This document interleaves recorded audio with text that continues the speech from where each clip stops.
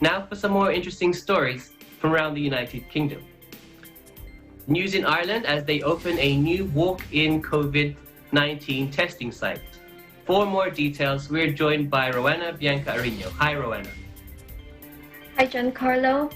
Ireland opens new walk-in coronavirus testing sites as case numbers plateau. Residents in high-virus areas without symptoms or a doctor's referral are being tested as the nation braces for restrictions to be continued. 5 sites opened in the recent week, 4 in the capital of Dublin and 1 in the Midlands. The Director of Public Health in North Dublin explains the purpose of these testing sites. Let's listen. Country. And the purpose is to try and identify people without obvious symptoms of COVID who could be going about their daily business unaware that they could be infectious and could be spreading COVID to other people.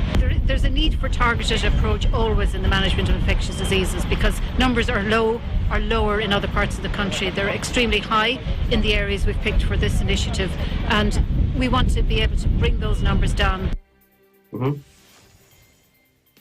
While these steps continue, Ireland also starts to lift the 3-month coronavirus lockdown. Prime Minister Micheál Martin announced even if many of the restrictions will remain in place until May.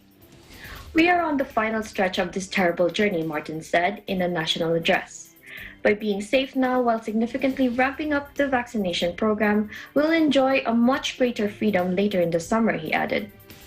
Ireland entered its 3rd coronavirus lockdown in late December, closing restaurants, pubs, and non-essential shops, and asking people to stay at home or limit non-essential travel to within a radius of 5 kilometers. But starting from April 12, people will be allowed to travel freely within their county, and 2 households will be permitted to meet outdoors, and some paused construction work will restart. Pupils already began returning to the classroom on a phased basis in March, but schools should be fully open by April 12.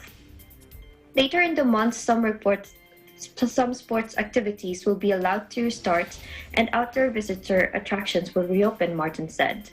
The government would then consider the phased reopening of non-essential stores, personal services such as hairdressers, as well as museums, libraries, and galleries in May.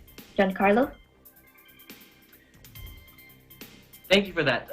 What is also the status of the rollout now of the COVID-19 vaccinations there in Ireland? And could you also give us the current official case figures, please?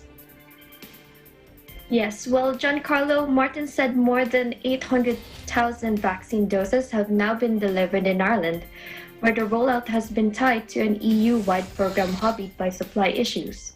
So far, around 4,680 people have died from the coronavirus in Ireland, which has a population of 5 million according to the latest official figures. Despite weathering the first 2 waves of the pandemic relatively well, Ireland has been hit hard by the 3rd wave, with more than half of the total deaths recorded since the start of 2021. The government has blamed the rise on the arrival of new, more infectious virus variants, but Dublin's decision to ease restrictions ahead of December last year was also seen as playing a significant role. Giancarlo? Thank you so much, Rowena, for bringing us that latest update from Ireland. Thank you. I'm Rowena Bianca Arino reporting for Eagle News, and we live in interesting times.